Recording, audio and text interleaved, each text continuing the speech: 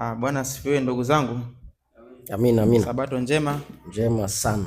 Ni siku nyingine tumepata kibali mbele za Mungu kukusanyika hapa, basi tunaweza kumshukuru Mungu na tutaacha kumshukuru. Amina. Amina. Hili ni darasa la Beloya, watu ambao tunajaribu kuchimba maandiko na kuchunguza na kuona kama ndivyo yalivyo. Kwa hiyo tunajifunza na kujifunza, ndio maana darasa hili. Naomba nisaidie Matendo ya Mitume 17:11 nadhani. Kitabu cha Matendo ya Mitume 17:11 inasema, watu hawa walikuwa waungwana kuliko wale wa Thesalonike, ndio, kwa kuwa walipokea lile neno kwa uelekevu wa moyo. Wakayachunguza maandiko kila siku waone kwamba mambo hayo ndivyo yalivyo. Hao ni watu wa Beloya, ukianza yake ni ya 10 hapo, soma 10 kwanza. Mara hao ndugu wakawapeleka Paulo na Sila usiku hata Beroya. Hata Beroya. Tunaambiwa watu hao ni watu ambao walikuwa waelekevu wa moyo, wakichunguza maandiko kila siku waone kama mambo haya ndivyo yalivyo. Ina maana ni watu wa kuchunguza maandiko, na ndio msingi wa darasa hili, ni watu wa kuchunguza mambo. Sasa kuna mada leo nimeleta mbele yenu na tuichunguze na tuijadili kwa kina sana. Ni inahusu agano. Tuanze kwanza hapa kwanza, nini maana ya agano? Na nitataka kila mmoja achangie na tujue agano maana yake nini.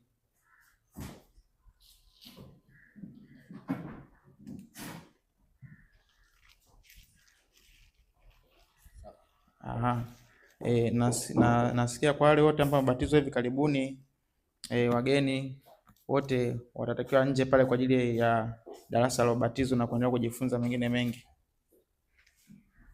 Basi tuendelee. Nini maana ya agano? Ndio somo ambalo leo tutaangalia na kujaribu kujadili na tuelewe maana yake. Kwanza tuanze na msomaji. Unaelewa nini ukisikia neno agano, msomaji? Kwa nini msomaji? Wewe ndio unao mic, anza tu. Unaelewa nini ukisikia neno agano? Agano, unapoambiwa neno agano, unaelewa kitu gani? Ili twende tujue tunaelewaje, afu ndio tuendelee. Agano, mimi nitatumia Biblia, tafsiri ya Habari Njema huko wamefafanua, sitatumia akili zangu. Wamesema mkataba unaowahusu watu wawili au pande mbili. Ndio.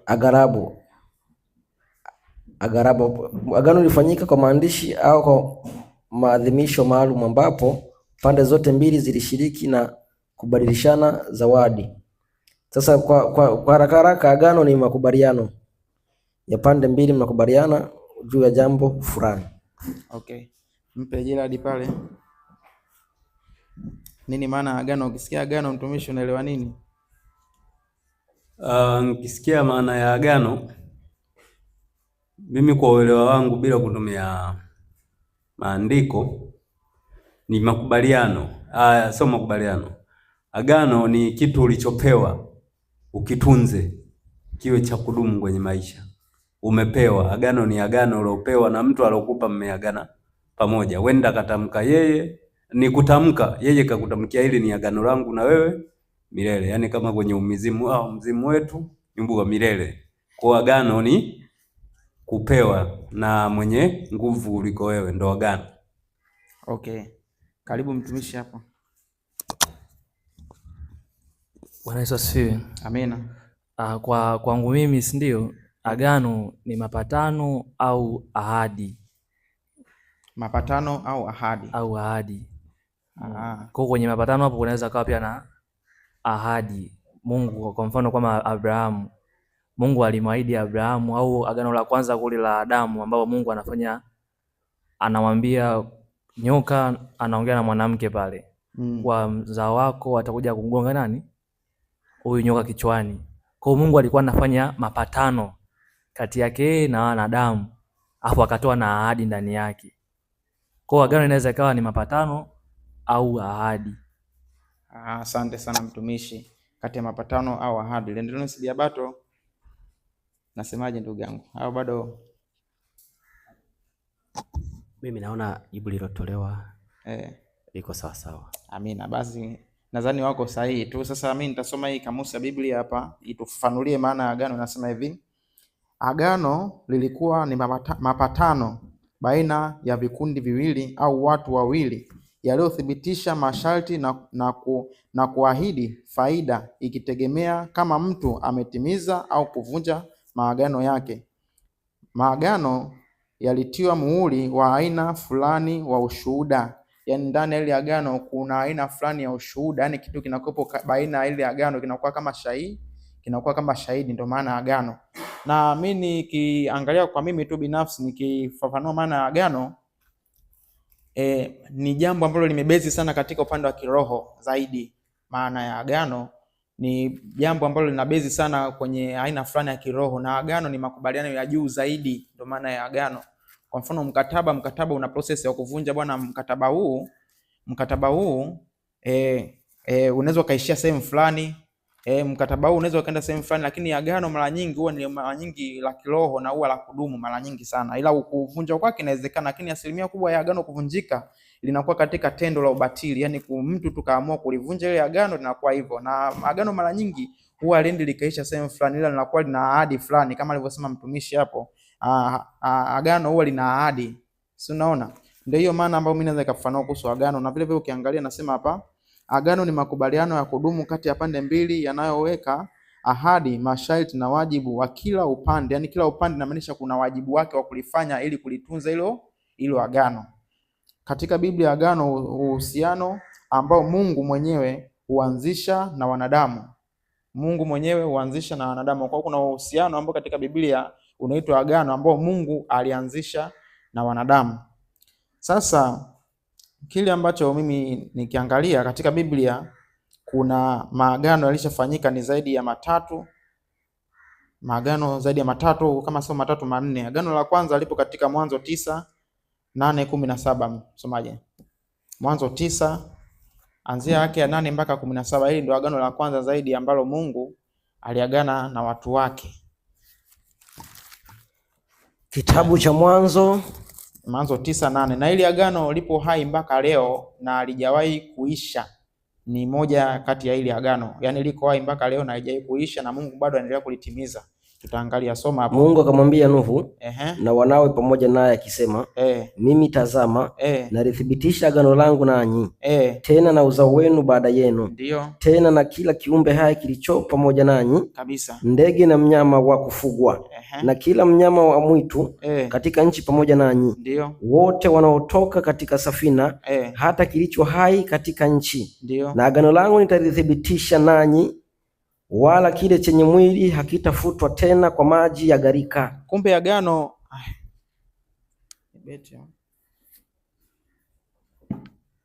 rudia huo mstari hapo.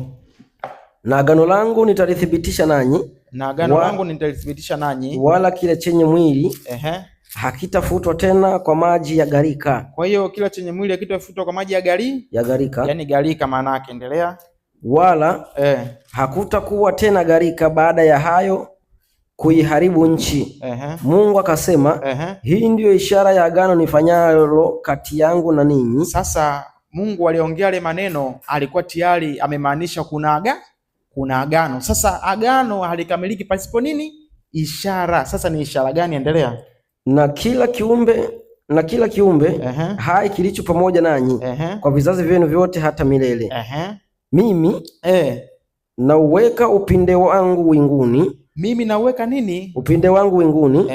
Nao utakuwa ni ishara ya agano kati yangu na nchi. Ni ishara kati yangu na agano na nchi, kwamba hatoigarikisha tena dunia kwa gharika. Kwa ile ishara ya kusimamia kwamba bado analikumbuka agano lake na analisimamia ni kuweka upinde. Endelea. Hata itakapokuwa nikitanda mawingu juu ya nchi, upinde utaonekana winguni kabisa, nami nitalikumbuka agano langu lililoko kati yangu na ninyi na kila kiumbe hai katika wote wenye mwili, wala maji hayatakuwa gharika tena kuwaharibu wote wenye mwili. Basi huo upinde utakuwa winguni, nami nitauangalia nipata kulikumbuka agano la milele lililoko kati ya Mungu na kile kiumbe hai katika wote wenye mwili kilicho katika nchi. Endelea. Mungu akamwambia Nuhu, hii ndiyo ishara ya agano nililoliweka kati yangu na wote wenye mwili. Hii ndiyo nini? Ishara nililoliweka kati yangu na wote wenye mwili. Basi sasa walioko katika nchi. Kwa mujibu wa hilo agano, limekufa bado liko hai? bado lipo hai.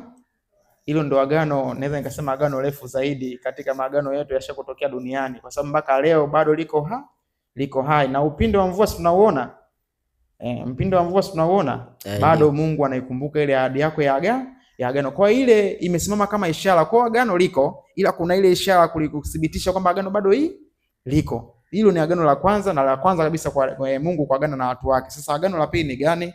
Nisaidie Mwanzo 17:1 soma mpaka 8. Hili ni agano la pili.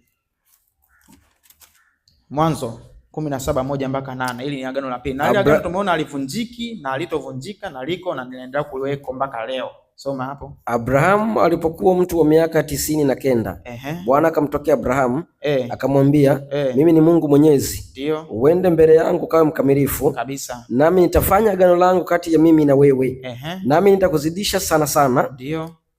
Abrahamu akaanguka kifudifudi kabisa. Somo la 8 huyo. Mungu akamwambia akasema, mimi agano langu nimefanya nawe, nawe utakuwa baba wa mataifa mengi, wala jina lako hutaitwa tena Abrahamu kabisa, lakini jina lako litakuwa Ibrahimu. Litakuwa nini? Ibrahimu. Kwa hiyo tayari hapo wanambatiza jina na mpa litoka ya Abrahamu kwa Ibrahimu. Agano linaanza, endelea. Kwani nimekuweka uwe baba wa mataifa mengi, nitaufanya uwe na uzao mwingi sana. Sasa hapa ndo anaanza kutililika na hilo agano, nitakufanya kuwa uzao mataifa mengi sana. Endelea. Nami nitakufanya kuwa mataifa, na wafalme watatoka kwako kabisa. Agano langu nitalifanya imara kati ya mimi na wewe kabisa, na uzao wako baada yako, na vizazi vyao kuwa agano la milele, kwamba nitakuwa Mungu kwako, na kwa uzao wako baada yako, nami nitakupa wewe na uzao wako baada yako nchi hii unayoikaa ugeni, nchi yote ya Kanaani, kuwa miliki ya milele. Natafuta hapo kuhusu tohara, alimpa tohara hapo kwa ndo ishara. Okay, tohara nadhani pia mstari wa ngapi?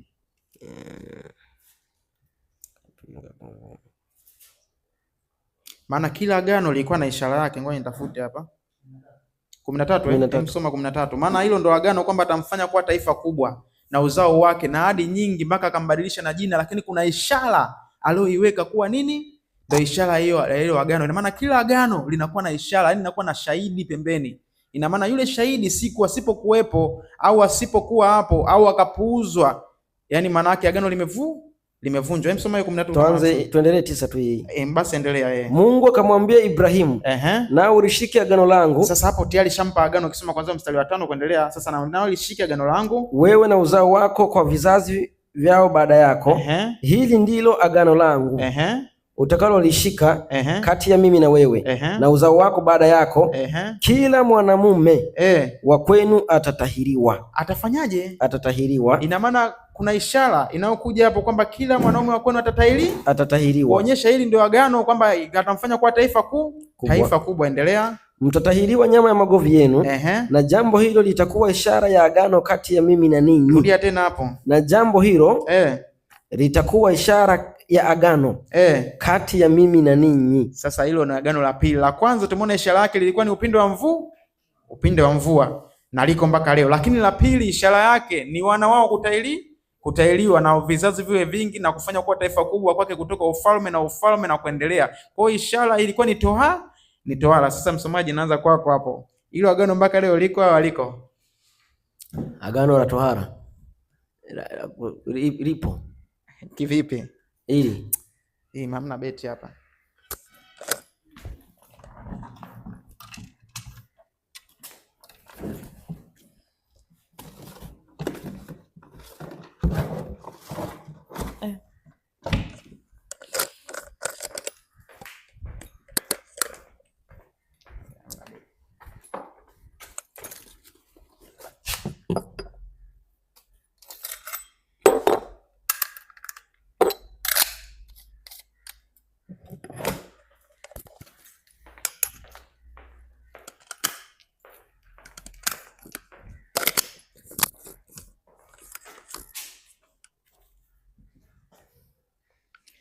Haleluya. Haya, tuendelee msomaji. Hilo agano liko au liko? Ile agano lipo. Liko? Ushahidi? Iko hivi. Sasa labda nifafanue kidogo. tunaona hapa alisema kwamba watahiriwe na akasema watahiriwe katika mtoto akiwa na siku 8 watahiriwe kabisa. Tunaona Yesu anapokuja naye ndani ya siku 8 kama kawaida anafanyaje? Anatahiriwa. Lakini Wayahudi wakaendelea kuishikilia hiyo ya kutahiriwa na wakawaita wale wa mataifa ambao hawakutahiriwa. Kwa hiyo wakaona kwamba ni kama ni wapagani. Lakini hilo agano lipo kivipi? Ina change tu tohara inakuwa ya moyo, si ya mwili. Kwa mfano tukisoma ile Warumi 2:28 unaona 2, acha sijui tuanzie ngapi? 28. Haya, maana yeye si Myahudi aliye Myahudi kwa nje, wala tohara sio ile ya nje tu katika mwili. Unaona? Kwa hiyo tohara si katika mwili tu, lakini kuna tohara ya moyo. 29, bali yeye ni Myahudi aliye Myahudi kwa ndani, na tohara ni ya moyo katika roho, si katika andiko, ambaye sifa yake haitoki kwa wanadamu bali kwa Mungu. Kwa hiyo tohara bado ipo, lakini ni katika moyo. Na ukisoma ile wa Korinto wa kwanza 7:19 ili tohara ni wale wanaoshika amri za Mungu. Kwa hiyo hilo agano bado lipo kwa uelewa huo. Haya, hilo ni jibu lako. Kuna mwingine anaweza kaa hapo, nimpe nafasi moja afu niendelee nami niweke msimamo hapo. Okay. Kiufupi ndugu zangu, hilo agano limeisha. Hilo agano aliko. Mimi una swali au nini? Anachangia tu. Unachangia basi kwa dakika moja. Mimi naona hiyo tohara bado ipo. Iko. Ukisoma hata Kolosai 2 kuanzia 11, katika yeye mmetahiriwa kwa tohara isiyofanyika kwa mikono, kwa kuvua mwili wa nyama kwa tohara ya Kristo. Kwa bado ipo. Na ukisoma 12, mkazikwa pamoja naye na ukaendelea. Kwa hiyo tohara ile bado ipo, ila imechange. Tohara ya ngozi kwenda tohara ya kiroho. Tohara ni ile ile. Haya, sasa mimi nataka nitoe challenge. Tumeshaona agano la kwanza kulikuwa na ishara yake ilikuwa na upindo wa mvua. Unaona? Endapo ule mpindo wa mvua ungechange, hilo agano bado liko au haliko? Hilo agano ni kwamba haliko. Na hata ile agano la tohara ishara yake ilikuwa ni agano la kuwa ufalme nini na mataifa nini, kwa taifa kubwa, ishara yake ilikuwa ni tohara. Umeona? Kwa hiyo ile tohara kuondoka kwamba ni haiko, ile agano hapo limeisha. Sasa limeakisi jambo jingine. Hebu nisaidie Wakorinto wa kwanza 7:19 kwanza. Wakorinto wa kwanza 7:19. Maana ile torati kweli, ile tohara ilikuwa ndio ishara. Yaani ukisema haiko ile inamaanisha tayari imeisha, lakini huenda kuna kitu kingine imeakisi. Mfano kama upinde wa mvua nao ungekuwa huko sasa hivi, basi kuna jambo jingine lingewekwa mbele liwakilishe hivyo. Lakini kwa kuwa bado huko, inamaanisha agano bado liko. Na hilo agano kama lingekuwepo mpaka leo, basi hilo jambo la tohara lingekuwa ni jambo la lazima. Lakini mtu msikize Paulo hapa anasemaje, msoma hapa. Kutahiriwa si kitu. Kutahiriwa tena sio na kutahiriwa si kitu. Mbele ya agano la mbele ya agano, ishara ile unaweza ukaisema sio kitu. Yaani ishara ya usimamizi wa ile agano unaweza ukasema tena sio kitu.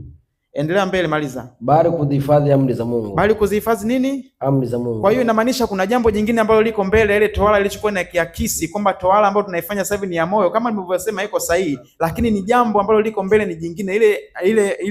Ile tohara ni kitu yani ambacho kimeishaisha kabisa. Kwa hiyo mtu ametahiriwa, hajatahiriwa, lakini bado lakini tayari ile agano la tohara limeisha. Kiufupi jambo ambalo limeakisi sasa hivi kwamba tuna tohara ya moyoni mwetu. Hebu nisaidie tena Wagalatia 6 anza yake na 15. Wagalatia 6:15. Wagalatia 6:15. Yaani torati katika tohara ile sasa hivi sio kitu tena. Kwa maana ukisema ipo ina maana mtu asipotahiriwa sasa hivi amekuwa nje ya agano, na hiyo ni jambo ambalo sio sahihi. Soma hapo haraka haraka afu tuendelee. Endapo kwa mtu ataswali anaswali atakuwa na jambo la kuchangia mbele, ndampa nafasi. Wagalatia 6:15. 6:15. Inasema kwa sababu kutahiriwa si kitu. Kwa sababu nini? Kutahiriwa si kitu. Sasa agano lilikuwa na shahidi ambayo ndio ishara, ilikuwa ni torati. Unaweza ukaenda mbele ya agano kama kweli liko, unaweza ukaliambia kwamba ile tena sio kitu. Inamaanisha kwa maana ile jambo lile limeshaisha, ila kuna jingine lilipo sasa hivi jipya. Ndio maana ya hapo msingi. Kwa maana kutahiriwa tena sio kitu. Na sasa unaweza kusema upinde wa mvua kuwekwa juu sio kitu. Na maana ile agano linakisi kwamba tayari limeisha, kwa sababu ile ishara ndio inayosimamia makubaliano ya agano, yani kuwa shahidi. Yule shahidi ukimuondoa pale hakuna kitu. Sasa kama Torati sasa hivi ambayo tunayo ni Torati ya roho, basi kunakuwa na mataifa mengine tunakuwa na mjumbe mwingine ambao ndio ishara ya sasa hivi. Nenda katika kitabu cha Ufunuo 1, soma yake ni ya 5 kwa ajili ya muda, tuone anayetoweka kwa mataifa sasa hivi ni nani hapo. Ufunuo 1:5, ufalme na mataifa. So yule mwenye ishara kule nyuma ni huyo hapo sasa hivi. Maana mwanzo ilikuwa ni toala ndio ilikuwa inafanya wawe taifa kubwa na hivyo na kadhalika, lakini sasa hivi ni huyo hapo. Soma hapo. Tena zitokazo kwa Yesu Kristo, shahidi aliye mwaminifu, mzaliwa wa kwanza wa waliokufa, ndio, na mkuu wa wafalme wa dunia. Yeye atupendane kutuosha dhambi zetu katika damu yake, na kutufanya kuwa ufalme na makuhani kwa Mungu. Subiri, na kutufanya kuwa nini? Ufalme na makuhani kwa Mungu. Lakini zamani ilikuwa inawafanya vile mpaka nitoa, lakini sasa hivi Yesu ndio anatufanya kuwa ufalme na makuhani kwa Mungu, na huyo ndio mjumbe wa hilo agano. Kwa hiyo kama kuna mtu atakuwa na swali, kuna sehemu ndio inaendelea kuchangia, na karibisha nafasi. Laki ufupi, ile agano limeisha, na ndio maana si jambo la lazima tena, lakini agano ilikuwa ni kitu cha lazima, limeisha. Lakini kinachokiakisi sasa hivi ni kama vitu ambavyo umechangia ndugu zangu hapo, kwamba ni tohara ya moyo, na maana hilo sio ile tena, ni jambo jingine. Hilo ni agano la pili na limeisha. Agano la tatu, soma Kutoka 19:5 mpaka 6. Mtumishi, kidogo kabla hajaendelea. Haya, karibu. Kidogo. Ukisema tohara limeisha, tafsiri yake ni kwamba Mungu anakosea. Kwa nini? Alishamwambia Ibrahim, utatahiriwa kwa siku 8 ya mtoto kwenu atatahiriwa kwa siku 8. Kwa hiyo ukisema ile imeisha, hakuna ile agano limeisha. Mimi napingana na wewe, kwa sababu hapo itakuwa Mungu anakosea, wakati Mungu hakosei. Na ukisoma Warumi 2:25 nasema, kwa maana kutahiriwa kwafaa kama ukiwa mtendaji wa sheria, lakini ukiwa mvunjaji wa sheria, kutahiriwa kwako kumekuwa kutokutahiriwa. Kwa sababu gani? Kutahiriwa kupo pale pale, ile ahadi iko pale pale, kwa sababu inaonekana unaweza ukawa hujatahiriwa lakini unahifadhi sheria, wewe ukahesabika umefanyiwa tohara. Nina swali kwako hapo. Mtu aliyotahiriwa leo kavunja agano au yuko ndani ya agano? Yupo ndani ya agano. Asiyetahiriwa kavunja agano, yuko ndani ya agano? Yupo ndani ya agano. Sasa uone umejigeuka hapo. Subiri kwanza. Kama tohara ilikuwa ni ya govi, sasa hivi ni ya moyo. Moyo wako unaweza ukauchana? Haiwezekani. Na maanisha ni kuzihifadhi amri za Mungu. Na ndio maana kusoma katika Korintho kwanza 7:19 anasema kutahiriwa sio kitu wala kutokutahiriwa, bali kuzihifadhi amri za Mungu. Na maana tohara sasa hivi ni amri za Mungu. Yaani kule kuhifadhi amri za Mungu, kuitwa neno tohara kule kusikuchanganye. Yaani kule kumeitwa tohara, maana tohara ilikuwa ni kuchana govi. Sasa moyo uwezo ukauchana, basi jua maana tohara imeitwa tohara tena katika mara ya pili, imeitwa tohara ya pili katika moyo, basi jua inamaanisha jambo jingine, ni kule kuzihifadhi amri za Mungu. Na hilo ni agano la 4 ambao tutaenda kuliangalia. Hilo ni agano la 4. Kwa sasa hivi hata mtoto asipotahiriwa kabisa yuko ndani ya agano, anaweza kumpokea Yesu kabisa na yuko safi. Lakini sasa isiwe tohara ya kumaanisha kabisa tohara govi. Kwa maana ndio maana nimekuuliza, mtu akiwa ametahiriwa anaweza kaa ndani ya agano hili la sasa hivi asiwe, umesema yuko, na asiyetahiriwa yuko au yuko, kusema yuko. Sasa tohara ile inakuwa kwa haya maandiko yanatuonyesha kwamba kuna mambo mawili. Tohara iko pale pale. Iko pale pale. Isipokuwa kuna vitu viwili. Unaweza ukawa umetahiriwa, umekata ile govi, lakini ni mvunjaji wa sheria. Lakini ikiwa hiyo tohara wewe haikuhusu, hadi haipo. Lakini ukiwa hujatahiriwa, lakini unafuata sheria, bado ukahesabika umefanywa tohara. Umefanywa tohara. Sasa hapo ndo swali. Kwamba sasa je, yule ambaye hajatahiriwa alafu na amri anazo, huyo kwa mujibu wa ile agano ambalo tumesema mimi nimeisha, ambao unasema wenda liko, je, atakuwa amelivunja au yuko sawa nalo? Kwa mujibu wa Warumi 2:25 atakuwa yupo ndani ya hilo agano. Sasa atakuwaje yuko ndani aliyekuwa agano lile ambalo lilikuwa linamaanisha sasa hapo ili mimi unihakikishie ili andiko la Warumi 2:25 tuseme lilikosewa. Alijakosewa, tutafute mtu mwingine tumpe nafasi. Karibu Biabato amenyesha muda mrefu, afu nampa mtumishi Vitalis, atakuja naye mtumishi. Haya, ukiangalia namna Mungu alivyokuwa anatoa agano. Wakati mwingine alikuwa anatoa agano, alafu ndani ya agano anatoa agano lingine. Yaani ndani ya agano moja unakuta agano lingine. Kwa mfano katika agano la ukuhani, Mungu alifanya agano la ukuhani kuupa kabila la nini? La Lawi. Na specifically akatoa katika uzao wa nani? Wa Haruni. Lakini ukiendelea mbele utakuta Mungu anakuja kufanya agano. Katika hilo agano la ukuhani anafanya agano na Phineas. Yaani ni agano ndani ya nini? Ya agano. Ukizungumzia katika agano la kale. Agano la kale lilikuwa na kitabu cha agano ambao ni Torati nzima. Lakini ndani ya kile kitabu cha agano kulikuwa na agano la amri 10. Lakini mbali na agano la amri 10 kulikuwa na agano la damu za mbuzi na mafahali. Kwa hiyo kulikuwa na maagano, kuna maagano ndani ya nini? Ya agano. Sasa ukiangalia agano la kitabu cha Mwanzo sura 17, unaona kuna agano ambalo ni sehemu ya Mungu kufanya na kuna agano ambalo ni sehemu ya mwanadamu kufanya.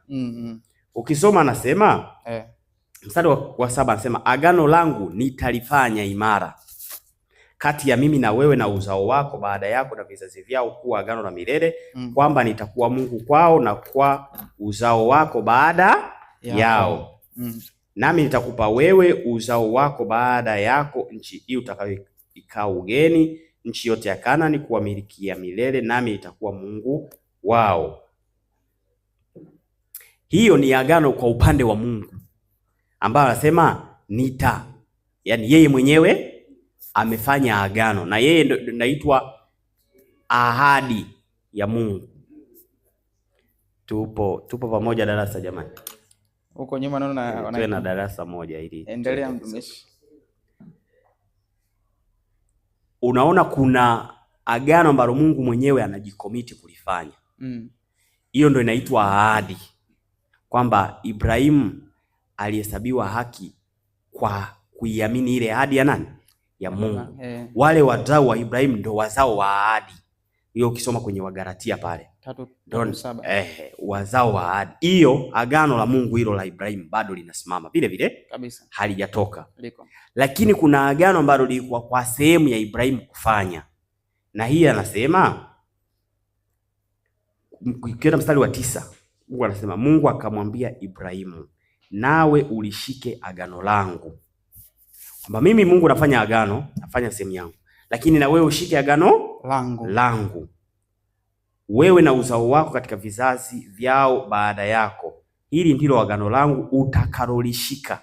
Yaani sehemu ya Ibrahimu kufanya nini? Kushika, kati ya mimi na wewe na uzao wako baada yako. Kila mwanamume wa kwenu atatairiwa. Hiyo ilikuwa ni agano ambalo upande wa pili ulitakiwa kufanya nini? Kufanya. Kutairiwa govi za miili yao. Na ulikuwa usipotairiwa, hata kama moyo wako uko mweupe mbele za Mungu, ulikuwa mbele za Mungu unahesabiwa mkosaji. Kwa mfano Musa, ule mtoto wake alikuwa hajamtairi. Mungu akataka kufanya nini? Kumuua. Kwa sababu tu ya kutokufanya nini? Ya kutokushika hilo agano hilo la Ibrahimu. Sawa? Lakini tunapokuja katika agano jipya, si kwa matendo, ni kwa ahadi tu ya nani? Ya Mungu. Sasa ukisoma, tusome hii haya, nisaidie kusoma hii haya. Ngoja nifungue hapa ili nimalizie mchango wangu, kwamba agano la tohara bado lipo au alipo. Hapa ukisoma kitabu cha Waebrania, nisome kitabu cha Waebrania. Waebrania sura ya 9 mstari wa 9 na wa 10. 9 mpaka 10 anasema 9 anasema ambayo ndio mfano wakati huu ulipo sasa. Wakati huo sadaka za dhabihu zinatolewa zisizoweza kwa jinsi ya dhambi kumkamilisha mtu aabuduye, kwa kuwa ni sheria ya jinsi ya mwili tu. Sheria ya jinsi ya mwili. vyakula na vinywaji na kutawaza kwingine zilizoamriwa hata wakati wa matengenezo mapya. Kwa hiyo sheria za jinsi ya mwili ziliamriwa hata wakati wa matengenezo mapya. Na hizo sheria za jinsi ya mwili sehemu yake mojawapo ni tohara ya mwili. Hasa ukisoma pia Waebrania hiyo 13 mstari wa 9, soma pale. 13 aya yake ni ya 9, anasema msichukuliwe na mafundisho ya namna nyingine na ya kigeni, maana ni vizuri mno mfanywe imara kwa neema, wala si kwa vyakula ambavyo walikwenda navyo waliokwenda navyo hawakupata faida. Ukiangalia kuna sheria za katika utakaso, kulikuwa na sheria za vyakula na ulikuwa mikate ya onyesho, kuna nini, mvinyo ambayo ilikuwa inatakiwa pale, kulikuwepo na ukichinja sui kidali sui nini, vyote zile sheria zile za kumkamilisha mtu anayeabudu ni sheria ambazo ziliamriwa hata wakati wa matengenezo mapya, ambazo ikiwemo na sheria ya torati ya nini, ya tohara ya mwili. Sasa inapokuja kwa habari ya ahadi ya Mungu, kuishi katika ahadi ya Mungu na si katika matendo, ndo sasa tohara inakuwa ni tohara ya nini, ya mwili, ya roho. Unatairiwa na roho wa Kristo. Mimi ndo ninachokielewa hicho. Amina, nadhani tuko pamoja. Sasa naona Vitalis ameenda. Karibu mtumishi pale Shayo. Ulikuwa mchango gani hapo? Nadhani mchango wangu si mkubwa sana, lakini ni kidogo tu. Huyu bwana naona ana swala la kutairiwa labda hajaweza kulitenganisha. Ukisoma katika kitabu, hebu nisaidie kitabu cha Matendo 15 mstari wake wa kwanza. 15:1 Matendo anasema wakashuka watu waliotoka Uyahudi wakafundisha wale ndugu ya kwamba msipotairiwa kama desturi ya Musa hamwezi kuokoka. Basi baada ya Paulo na Barnaba kushindana na watu hapo desturi ya kutairiwa kama desturi hiyo wakati wa Musa ilikuwa ni kukatwa magovi, yani kutairiwa katika mwili. Kwa hivyo watu wakafundisha watu msipotairiwa kama desturi ya Musa hamwezi kuingia, kama hamwezi kuokoka. Kwa maana kama hujatairiwa huwezi kuokoka. Hiyo ilikuwa ndio hivyo. Lakini baadaye sasa tunapokuja kama alivyochangia mtumishi ya bato hapa, ya kwamba katika Agano Jipya sasa hivi mambo ambayo tunakuwa tunaenda nayo ni katika roho. Hatufanyi tena katika mwili, maana Mungu anaangalia ile roho yetu. Sisemi kwamba nje tuwe na mambo mabaya kwa sababu Mungu anaangalia roho, hapana. Yaani Mungu anataka tuyafanye yale mambo katika roho. Kwa hivyo anasema kutairiwa, lakini kutairiwa katika moyo, kumjua Mungu wa pekee na kumjua Yesu Kristo, wewe unakuwa umepata tohara ya rohoni, maana kwa jua hao, lakini si tena katika govi. Na ndio maana kitabu cha Warumi anasema kutairiwa si katika mwili, tohara ni ya rohoni baada ya kumjua Mungu kwa kweli. Kwa hivyo huo ndio mchango wangu. Karibu ndugu yangu hapo, kabla Gerald nakupa muda. Malizia afu nikupe. Bwana Yesu asifiwe. Amen. Mimi nataka niongee kidogo, si ndio? Kwenye issue ya tohara, Mtume Paulo alipokuwa anawaandikia majamaa, si ndio, hao Wayahudi wao walikuwa wanaamini kuwa yani wokovu ni kwa ajili ya tohara. Ndio. Usipotairiwa hakuna hakuna wokovu. Umeelewa? Lakini Paulo hakupinga tohara. Umeelewa? Ukisoma kitabu cha Warumi 3:1 na noma hata nani hapa Gerald, si ndio? Tohara ipo na inaendelea na itakuwepo. Umeelewa? Paulo anasemaje? Anasema basi Myahudi ana ziada gani? Anauliza, si ndio? Anasema kusema na kutairiwa kwa faa nini? 2 anasema kwa faa sana kwa kila njia. Kwanza kwa kuwa wamekabidhiwa mausia ya nani? Ya Mungu. Umeelewa? Kwa hiyo tohara Mungu aliwapa Wayahudi ni mausia yake. Umeelewa? Lakini pia hiyo tohara anakuja kutoa tohara nyingine ya namna tofauti. Tunasema tunatairiwa kwa nini? Katika roho. Umeelewa? Lakini pia katika mwili kunafaa. Ndio maana leo wanasayansi wanakuja kuprove hicho kitu. Mtu akibaki na govi, si ndio? Kuna infection kibao anafaje? Anakutana nayo. Umeona?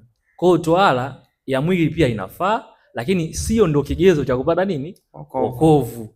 Kwa mimi ni hivyo kaka. Haya, karibu Gerald. Kwa mtumishi Kevi, nadhani tumekubaliana kwamba tohara ipo. Sasa si agano tena. ukisema si agano yani hapo ndo narudi nyuma mimi unapotaka kuniumbisha. Kwa nini? Ile ni ahadi ya Mungu kwa Ibrahim na kizazi chake. Kwa hiyo sio kizazi cha Ibrahim. Sasa ngoja nikupe kitu kimoja ambacho nataka nikuonyeshe kama ni kizito vibaya mno. Unajua Yakobo mtoto wake alikuwa hajatahiriwa. Mungu akataka kumuua. Ni nani? Musa. Yes, Musa. Sasa hebu imagine Musa mtoto wake anataka kuuawa kwa ajili ya ile. Sasa wewe una mtoto wa kiume, ameshapitiza zaidi ya siku 8 hujamtahiri. Ulitaka kuuawa? Hapana. Hivi uone uhai ule wa Musa ule ukopo zamani na sasa hivi hapa ninacho zamani kidogo tunaenda taratibu tu. Ule uhai wa kile kitu zamani na sasa hivi kilivyo ni tofauti. Uone kwanza hapa mpaka hapa kwanza. Si unaona kuna tofauti kidogo? Kuna vitu vingi ambavyo vimebadilika baada ya kifo cha Bwana Yesu. Sasa huko kubadilika huko. Sawa. Kuna kitu hapa Bwana Kevi nataka kwa sababu hili ni darasa tunajifunza. Ndio kabisa. Kuna vitu vingi. Leo hii watu wote wanaomkataa Yesu na sio mkubali Yesu. Sote tunaishi kwa sababu yake. Kwa nini? 90% tunafanya dhambi. Kwa mujibu wa Torati inatakiwa tuwe tumekufa. Kwa mujibu wa Torati inatakiwa mtu ushakufa, ukizini, umeiba, umemtukana mzazi, yaani vitu kama hivyo. Lakini je, utasema leo amri hamna? Ndio maana unaona hata leo tunaowafundisha kuhusu amri zipo, watasema hazipo, hazifanyi kazi. Kwa sababu gani? Wanafikiria katika mwili, hawafikirii tena katika roho. Mimi nakubali tohara ipo, ahadi ipo ile ya kutahiriwa, ila haipo kwenye uzito ule kwamba ni siku 8, ila ipo katika roho. Yaani hilo ndo naloamini mimi, ipo katika roho. Sasa unanipa kazi, umtumishi Vitalis sehemu engea kwa kuchangia. Ngoja mpe Vitalis, alikuwa na mkono muda mrefu. Maana hapa sasa nabaki na kizungumkuti. Ipo kivipi na kama haipo haiko vipi? Hapo nadhani kuna shida hapo. Karibu. Mimi na mchango wangu ambao natakiwa Debato ameshaugusia kwa sehemu kubwa. Labda tohara. Mimi najua tohara ambayo Mungu alimpa Ibrahimu kwamba ukate ngomvi ya watoto wako, hiyo ishara kwake. Maana ile tohara si ilikwepo. Lakini leo kwa kwetu sisi ambao tumemwamini Kristo, haina maana kwamba inatupa nini? Uzima au inatupata nini? Wokovu. Ndio haina maana hiyo. Lakini tohara kama tohara kukata ngomvi za wanaume ni kwa ajili ya usafi wa miili yetu. Lakini haina maana tena katika wokovu wetu. Labda kama katika mwili upo, sasa hivi si tunafanya tohara kwa sababu ya magonjwa. Kwa hiyo usafi ule unaendelea, lakini tohara zamani ilikuwa inashika maana ya usafi. Lakini ile usafi sasa hivi umebadilisha katika mioyo yetu. Mimi naona ni kitu kama hicho. Haya, asante kwa mchango. Mimi nadhani nakuelewa hapo, lakini kuna shida sehemu pale. Nitakuwa na swali huenda kama nichangie kidogo. Karibu. Ukisoma kitabu cha Wafilipi sura ya 3 mstari wa 2, Biblia inasema hivi: jihadharini na mbwa, jihadharini na watendao mabaya, jihadharini na wajikatao. Maana sisi tu tohara tumwabudu Mungu kwa roho na kuona fahari juu ya Kristo Yesu, wala hatutumaini mwili. Walakini mimi ningeweza kutumainia mwili. Mtu yeyote akijiona kuwa nayo sababu ya kutumainia mwili ni mimi zaidi. Nalitahiriwa siku ya 8, ni mtu wa taifa la Israeli, wa kabila la Benjamini, Mwebrania wa Waebrania. Kwa habari ya kuishika Torati ni Farisayo, kwa habari ya juhudi mwenye kuliuzi kanisa, kwa habari ya haki ipatikanayo kwa sheria sikuwa na hatia. Lakini mambo yale yaliyokuwa faida kwangu nalihesabu kuwa hasara kwa ajili ya Kristo. Naam, zaidi ya hayo na yahesabu mambo yote kuwa hasara kwa ajili ya uzuri usio na kiasi wa kumjua Kristo Yesu Bwana wangu, ambaye kwa ajili yake nimepata hasara ya mambo yote, nikihesabu kuwa kama mavi ili nipate Kristo. Tena nionekane katika yeye, nisiwe na haki yangu mwenyewe ipatikanayo kwa sheria, bali ile ipatikanayo kwa imani iliyo katika Kristo. Haki ile itokayo kwa Mungu kwa imani. Nini nakipata hapa? Jihadhari na wajikatao. Wajikatao ni watu gani? Ni wale watu ambao walikuwa nasema kwamba mtu hata baada ya kumwamini Yesu, ili ukamilishe wokovu lazima utahiriwe. Hao ni mbwa kwa mujibu wa Paulo. Mbwa ni manabii wa uongo, walimu wa nini? Wa uongo. Yaani ambao wanaifanya tohara ya mwili kuwa takwa la wokovu. Hao ni manabii wa uongo na ni mbwa. Sasa tohara inayobaki ambayo inafanyika, uifanye usiifanye, haina sehemu yoyote katika nini? Katika wokovu. Haina kabisa. Kama inafanyika ni kwa ajili ya afya na usafi. Sasa nina swali kwako Biabato. Ndio. Hayo maneno uliyoongea sasa hivi hapo, kipindi Mungu anaitoa ile agano cha Ibrahimu, wakati agano lile lilipokuwa likisimama katika mwili, usipotairiwa ilikuwa ni kosa mbele za Mungu. Sasa iweje kama sasa hivi unaweza ukayaongea hayo? Je, lile agano liko au lile agano halipo? Agano la tohara lile halipo. Okay. Agano lile la tohara lile halipo. Sasa basi mpe msomaji pale anisaidie Wagalatia. Nisaidie Wagalatia 5. Galatia 5:15. Galatia 5 yake ni ya 15. Embu 5:15. Embu achana na hiyo kwanza. Galatia 5 soma 2. Nenda mpaka 6. Galatia 5:2. Anasema tazama mimi Paulo nawaambia ninyi ya kwamba mkitairiwa Kristo hata wafaidia neno. Subiri, rudia tena ile neno hapo. Tazama mimi Paulo nawaambia ninyi ya kwamba mkitairiwa Kristo hata wafaidia neno. Yaani kwa maana mkiweka matumaini yenu katika tohara, Kristo hana kazi nyingine tena. Yaani hana kazi nyingine tena. Hiyo ndio maana aliyoweka Paulo hapo. Mkitairiwa Kristo hata wafaidia neno. Kwa sababu gani? Agano la kwanza tumeliangalia, aliyekuwa shahidi wa ile agano ni upinde wa mvua, si ndio maana yake? Ndio. Agano la pili tumeona shahidi wake ni tohara.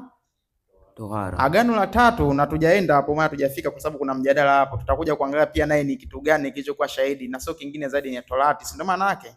Ili agano la 4, shahidi wa agano hili ni Yesu. Nisomee kitabu cha Ibrania.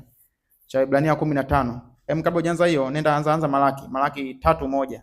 Malaki 3:1. Sasa ukifanya kuwa Torati, kuwa tohara ukaipa nguvu, kwa maana kuna mashahidi wawili wenye uhai sasa hivi.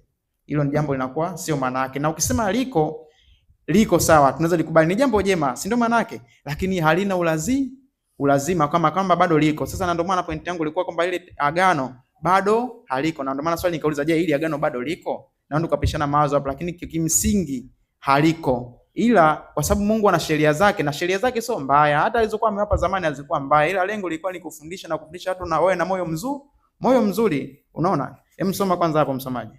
Anasema angalieni, namtuma mjumbe wangu. Namtuma nani? Mjumbe wangu. Naye ataitengeneza njia mbele yangu. Kwa hiyo kuna mjumbe ambaye anatumwa ataitengeneza njia. Endelea. Naye Bwana mnayemtafuta atalijia hekalu lake ghafla. Soma Ibrania 9:15. Waebrania 9:15. Anasema na kwa sababu hii ni mjumbe wa agano jipya. Ni mjumbe wa agano jipya, ili mauti ikiisha kufanyika kwa kukomboa makosa yaliyokuwa chini ya agano la kwanza, hao walioitwa waipokee ahadi ya urithi wa milele. Maana agano la urithi lilipo lazima iwepo mauti yake aliyelifanya. Kabisa. Soma hiyo Ibrania 12:24. Kwa hiyo mjumbe wa agano aliyoko sasa hivi ni Kristo Yesu. Kwa hiyo kuna namna ambavyo kila agano lilivyokuepo kulikuwa na yule ambaye alikuwa shahidi wa ile agano hapo. Soma hiyo mtumishi. Na Yesu ni mjumbe wa agano jipya. Na Yesu ndio nani? Mjumbe wa agano jipya. Sasa ukaiweka Torati na ukaweka tohara hapo, utakuwa na wajumbe wangapi jumla? Unaona? Kwa hiyo itakuwa tena haina maana. Sasa karibu Method, kama una mchango na swali afu kisha niendelee. Okay. Mimi niliposema kwamba ipo, sikumaanisha ile kuchanwa ngozi au kukatwa ngozi. Ndio maana nikasema ni katika Kristo. Maana maandiko yamesema mmetahiriwa katika Kristo. Ndio pointi ilipokuwa kwamba lazima utahiriwe katika Kristo. Maandiko yanasema umetahiriwa katika Kristo. Kwa hiyo usipotahiriwa katika Kristo, maana yake bado umetoka kwenye mstari. Sasa pointi ni kwamba, je, swali ulikuwa umeuliza kama ni lile agano la kuchana, ile ishara ya kuchana, hiyo haipo, hata mimi nakubali. Lakini ukisema kwamba haipo kwa maana kwamba maandiko yanasema umetahiriwa katika Kristo, na wewe unasema kwamba haipo, maana yake tena hapo sasa inabidi tuchunguze. Labda tu cha kujiuliza ni kwamba Mungu anaweza kubadilisha ishara, si agano ule upinde si agano, ni ishara ya agano. Unaona? Sasa Mungu anaweza kubadilisha ishara ya agano? Labda hapo ndio hapo nasema ana uwezo wa kubadilisha ishara. Sasa kama anaweza kubadilisha ishara ya agano, haimaanishi kwamba eti limeisha. Ni sisi tunaweza tukafikiri kwamba limeisha, lakini yeye ameliweka katika mwanae. Bado hapo kuna swali. Sasa ukisema halijaisha inamaanisha bado tunaendelea kulitunza au limeisha, imewekwa ishara nyingine? Tunalitunza katika Kristo. Kwanza nataka nisaidie kitu kimoja ambacho kiko sawa. Unajua hata hii kusema torati ya sasa hivi ni torati ya moyo, bado hata hilo neno tohara ya moyo tusilitumie. Hilo neno tohara ya moyo tusilitumie, kwa sababu ukiangalia sehemu nyingi ambazo zimesema kutahiriwa si kitu wala kutokutahiriwa, bali kuzihifadhi amri za Mungu. Kwa hiyo tohara sasa hivi nasema kuzihifadhi amri za Mungu. Kwa nini tohara ya sasa hivi inapewa neno mfano kuzihifadhi amri za Mungu au kuwa kiumbe kipya? Yaani inapewa tu majina mengi. Hata ukipewa jina la tohara haimaanishi kuna tohara inayomaanishwa. Maana moyo nimesema uwezo kuochana ndio ufanye tohara, lakini tunaona govi lilikuwa linachanwa. Kwa hiyo ile kupewa ile jina neno tohara, usio ukasema tohara ipo, ila ni majina mengi tumetoa ili kuonyesha ni kiasi gani tunavyotakiwa kuwa kitu kingine kwa kadri ya kile tulichozaliwa nacho. Unaniona? Kwa hiyo kule kupewa neno tohara useme tohara bado ipo. Yaani bado hapo utakuwa bado umechanganya. Yaani kama tukimaanisha zaidi kwa undani, uenda usitumie neno tohara, usilitumie kabisa. Kwa sababu tohara tunaikumbuka ilikuwa ni shahidi. Ilikuwa ni shahidi kama ilivyokuwa shahidi ambaye ni upinde, kama ilivyokuwa shahidi ambaye ni torati. Kwa hiyo bado kama vile ukisema torati yetu sasa hivi ni kitu gani, basi ujue ile imeisha, kuna nyingine, ndio maana hiyo. Kwa hiyo ukisoma torati yetu sasa hivi ni kitu fulani, maisha ile imeisha, sasa hivi kuna kitu kingine. Kwa mfano hata na ile agano la wingu la upinde wa mvua lingeisha, ungesema upinde wetu wa sasa hivi ni kitu kingine, ni kitu fulani, kwa maanisha kile kimeisha. Lakini upinde upo, hakuna kitu kingine kinachomensheniwa na upinde. Hicho hakipo. Sasa ila kuna kitu kinachomensheniwa na tohara, ina maana tohara haipo, kuna kitu kingine. Ndio kuna kitu kingine sasa hivi kinachomensheniwa na torati, ina maana torati haipo, torati yetu sasa hivi ni nyingine. Kwa hiyo umenielewa hapo mpaka hapo? Ujue usichanganye. Tunaongelea agano. Hatuongelei ishara ya agano. Sasa subiri. Unaona unaposema upinde ile ni ishara ya agano. Mimi siongelee ishara. Labda kama kuna mtu ameelewa niweke sawa. Mimi naongelea ishara. Mwanzoni tulikuwa wanachana ngozi. Unaona? Ndio Biblia akatoa andiko kwamba sio kujikatakata. Na Paulo anaposema kwamba kutahiriwa si kitu, anamaanisha kuchanwa ngozi si kitu. Maana tohara ipo katika Kristo. Sasa ukisema kwamba tohara haipo na maandiko yanasema ipo katika Kristo. Sasa tuangalie labda ule msingi, ile tohara ilikuwa inalenga kitu gani? Labda kama kuna mtu anaweza kujua jambo hilo. Tohara ile ilikuwa inalenga nini? Na kwa nini ikomee kwa Kristo? Nenda Mwanzo. Nenda nisaidie Mwanzo. Hiyo Mwanzo tuliosoma. Ni hoja tunajadili. Tumetoka mbali kidogo. Mwanzo. Nisaidie Mwanzo. Nenda Mwanzo 9. Nenda Mwanzo 17. Soma yake ni kuanzia ya 10. Tuangalie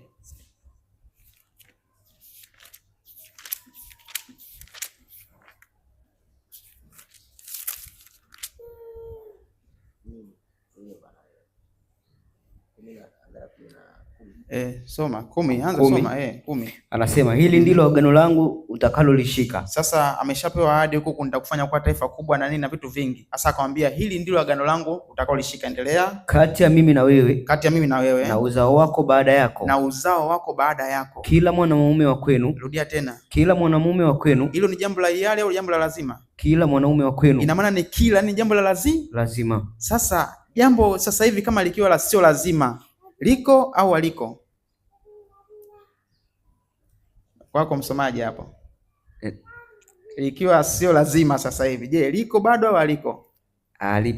Alipo. Si ndio maana yake? Ndio. Hiyo ndio jibu ambalo rahisi sana, lakini haimaanishi tohara ilikuwa ni mbaya.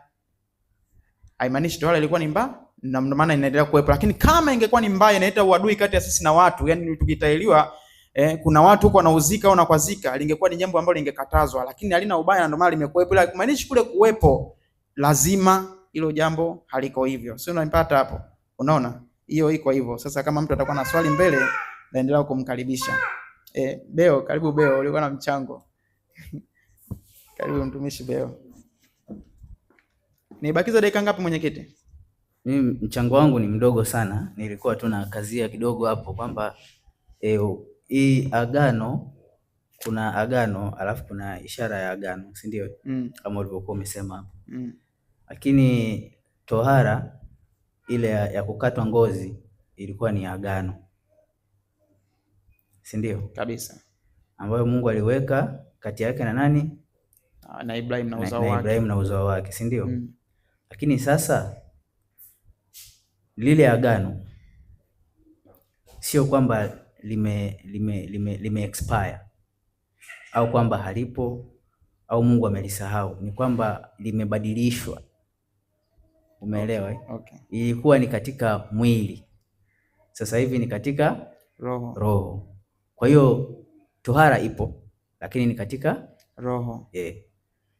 Sasa na ngapi? Naona tutaishia hapa, maana nilikuwa nataka niendelee, kuna mambo marefu. Naona tuendelee kuchangia eneo hili, tuelewana vizuri. Karibu mtumishi pale, afu tuendelee, maana umeniambia kitu kizuri kwamba ipo lakini si tena katika mwili, katika roho. Sasa ukisema ipo, bado kuna watu pia wanaweka ka jambo fulani pale kwamba kuna ulazima wa tohara. Sasa hapo nakuwa sijaelewa, au kuna watu nashinda kuelewana nao katika kipande hicho. Sasa jaribu kidogo kuelewesha, si ndio? Aliposema si katika mwili ila ni katika roho, tohara ipo. Yaani kipindi cha nyuma cha Israeli, si ndio? Ulikuwa uhesabiki kuwa ni mwana wa Israeli, yaani uhesabiki kuwa taifa lile usipokuwa hujatailiwa kabisa. Shelewa? Maana yake hata leo hii, si ndio? Mtu anakuwaje mtu wa mataifa? Umeona? Maana yake hajampokea nani? Kristo. Shelewa? Sasa ndo ukisoma Paulo hapa kwenye Wakolosai 2:11 anasemaje? Katika yeye mmetailiwa. Kabisa. Ina maana katika yeye tumekuwa si watu wa mataifa, tumeingizwa katika tohara yake sasa hivi. Okay. Katika yeye mmetailiwa kwa tohara isiyofanyika kwa mikono, kwa kuvua mwili wa nyama, kwa tohara ya Kristo. Umeona? 12 akasema mkazikwa pamoja naye katika ubatizo, na katika huo mkafufuliwa pamoja naye kwa kuziamini nguvu za Mungu aliyemfufua katika wafu. Umeona? Kwa hata ukiangalia hii tohara ya mwili, si ndio? Tohara ya mwili tunatoa ngozi ile, kinatokea kitu kingine, kitu kipya. Unaelewa? Sasa tohara ya roho, si ndio? Maana yake unakufa ule mwili wa kale, unazaliwa nini? Mwili mpya ambao tena sio wewe tena, ni Kristo wapi? Ndani yako. Kwa sasa ni kama vile ile tohara ambayo Mungu alikuwa anampa Ibrahim ilikuwa ni kama vile wanasema unabii, yani ishara mambo ambayo atafaje yatakayo kuwako huko baadaye. Okay, sasa kabla hapo mimi na swali kwako. Sasa inamaanisha identity ya zamani ya Wayahudi ilikuwa ili uwe taifa lao ni identity ya kutailiwa. Na wale wengine wasiotailiwa tena ni kama tusi lilikuwa kwao, wale watu wasiotailiwa. Unaona? Maana ukiangalia katika Samsoni pale, mama yake nadhani baba yake akamwambia unaenda kwa wale watu wasiotailiwa. Yaani kama ni tusi fulani hivi, umeona? Kwa hiyo sasa hivi kwa sisi wale watu wasiompokea Kristo ndo wana identity ya mataifa, maana yake ni watu wengine. Ukisema katika kitabu cha Wakorintho pale 2:12 12:2, soma 12:2 kwanza. Yaani watu wa mataifa ni watu fulani ambao ni kama tusi sasa hivi, na kinachowafanya wao watu wa mataifa ni kule kutokuwa na Kristo. Kwa hiyo kama utasema tohara yetu sasa hivi ni Kristo, basi sasa ni sawa, ila usimention kama kwamba bado kile kitu kipo. Unajua hapo kuna vitu vile ambavyo nadhani vinachanganya sana. Sasa ukiwa mtu wa rohoni, si ndio? Tukiwasema tohara ya rohoni hatumaanishi kuwa kukatwa govi kabisa. Kumbe tunamaanisha hiyo ni tohara nyingine katika Kristo. Sasa hebu soma kwanza ile andiko alafu anasema 12:2 12:2 Wakorintho wa kwanza. Anasema mwajua ya kuwa mlipokuwa watu wa mataifa mlichukuliwa kufuata sanamu zisizonena kama mlivyoongozwa. Nadhani ni Warumi ngapi? 17 pale ni okay, nimesahau. Ni Warumi. Unaona? Kwa hiyo sasa nimelisahau ile andiko la, kama ningepata soma Warumi 5:17 tone. 5:17 wa Efeso, nenda Efeso 5:17. Efeso 5:17. Nimefika. Anasema kwa sababu hiyo msio wajinga, bali mfahamu ni nini yaliyo mapenzi ya Bwana. 18. Tena msilewe kwa mvinyo ambamo mna ufisadi, bali mjazwe Roho. Nenda 4:17. 17 inasema basi nasema neno hili tena nashuhudia katika Bwana, tangu sasa msiende kama mataifa waenendavyo katika ubatili wa nia zao, ambao 18 ambao akili zao zimetiwa giza, nao wamefarakanishwa na uzima wa Mungu kwa sababu ya ujinga uliomo ndani yao, kwa sababu ya ugumu wa mioyo yao. 19. Kwa hiyo ugumu wa mioyo yao, kwa tawala ya moyo itatufanya tusiwe wajinga na tusiwe wabatili, kwa sababu tuna tawala ya moyo na kumpokea ni nani? Kristo anapokuwa ndani yetu. Sasa je, bado tuna swali hapa nataka niliweke mbele yenu ndugu zangu. Tawala ipo au haiko? Tawala ipo lakini imebadilishwa. Yaani karibu mtumishi pale. Na ngoja nichangie kidogo afu nampe. Ukisoma Yeremia 9:25. 9:25 inasema hivi. Yeremia 9:25 nasema, tazama siku zinakuja, asema Bwana, nitakapowaadhibu wote waliotahiriwa katika hali yao ya kutokutahiriwa. Wote waliotahiriwa katika hali yao ya kutotahiriwa. Kwanza tujiulize kwa nini Mungu alimwambia Ibrahimu atahiriwe? Nachokiona pale ni kwamba tawala ilikuwa inamfanya awe tofauti na watu wengine, kwamba hawa ni wa Mungu, hawa waliotahiriwa ni wa Mungu. Lakini tawala ilikuwa ni udhibitisho wa ile tawala iliyokwisha kufanya nini? Kufanyika. Yaani ile tawala ya nje ya mwili ilikuwa ni udhibitisho wa kile kilichofanyika kwa ndani. Sasa watu wa mataifa ambao walikuwa wanatazama nje wangeona tawala ya nini? Ya nje. Lakini mbele za Mungu, Mungu yeye alikuwa anaona tawala ya nini? Ya ndani. Sasa tawala ile ya nje ya mwili hiyo inakoma. Inabaki tawala ya nani? Ya nje. Na inakoma kwa nini? Kwa sababu hii tawala ya nje inatokana na mwanadamu. Inakoma ya nje, inabaki ya ndani. Inabaki ya ndani. Okay. Hii ya nje inatokana na mwanadamu. Ni sehemu ya matendo ya sheria. Okay. Na matendo ya sheria hayawezi kumwokoa mtu kwa jinsi nilivyoelewa mimi. Nimenasa hiyo point. Kumbe hata walibu wale waliotahiriwa kwa kutokutahiriwa, ina maana kuna tawala mara mbili. Sasa na tuijue ipi iliyoisha na ipi ambayo iko. Bwana asifiwe. Amen. Nafikiri nitakuwa mmeanza mbali. Ila sababu tunaongelea haki kwa imani inaeleweka. Somo hili ni kuhesabiwa haki kwa njia nini? Imani. Hiyo ndo mada ya tawala. Kuna kitu hapo. Kwanza tuangalie lengo la Mungu ni nini. Sawa? Kitabu kile cha Kumbukumbu 10 amesema vitu vizuri sana. Acha tunikazie. 10:16. Kumbukumbu, basi zitahilini govi za mioyo yenu, wala msiwe na shingo ngumu. Kama Mungu ile tawala ya govi ya kawaida angetosha, asingewaambia watahiri mioyo yenu. Sikia vizuri sasa, andiko lingine. Yeremia 4:4. Jitahilini kwa Bwana. Jitahilini kwa Bwana, mkaziondoe govi za mioyo yenu, enyi watu wa Yuda na wenyeji wa Yerusalemu. Ghadhabu yangu isije ikatoka kama moto, ikawaka hata mtu asiweze kuizima kwa sababu ya uovu wa matendo yenu. Kumbe ina maana kutahiriwa govi hilo ambalo tumetahiriwa wengi hapa. Bado Mungu anawadai tena watahiriwe ili wasiwaangamize. Sawa. Sasa naomba tunimalize, nafikiri muda umeisha Sasa naomba tunisomee ili andiko haraka tu vizuri tuweze kulipata. Warumi 4 kuanzia ule mstari wa 7. Sema, heri waliosamehewa makosa yao na waliostiriwa dhambi zao. Heri mtu yule ambaye Bwana hatamhesabia dhambi. Basi je, huu heri ni kwa hao waliotahiriwa au kwa hao pia wasiotahiriwa? Kwa kuwa twanena ya kwamba kwake Ibrahimu imani yake ilihesabiwa kuwa ni haki. Alihesabiwaje basi? Alipokwisha kutahiriwa au kabla hajatahiriwa? Si baada ya kutahiriwa, bali kabla ya kutahiriwa. Naye alipokea dalili hii ya kutahiriwa, muhuri wa ile haki ya imani aliyokuwa nayo kabla hajatahiriwa, apate kuwa baba ya hao wote waaminio, ijapokuwa hawakutahiriwa, ili nao pia wahesabiwe haki. Tena awe baba ya kutahiriwa kwa wale ambao sio waliotahiriwa tu, bali pia wasifuatao nyayo za imani yake baba ya Ibrahimu aliyokuwa nayo kabla hajatahiriwa. Okay. Sasa injili inaturudisha katika wakati hajatahiriwa. Tuko pamoja mpaka hapo? Okay. So Ibrahimu kwa nini anatahiriwa? Kwa sababu alisahau agano. Kwa hiyo Mungu akamwekea ishara ili hakumbuke. Anapoangalia akaenda kukojoa, anaangalia alitahiriwa. Hii ni ishara nini? Ile haki ambayo ameipoteza nyuma.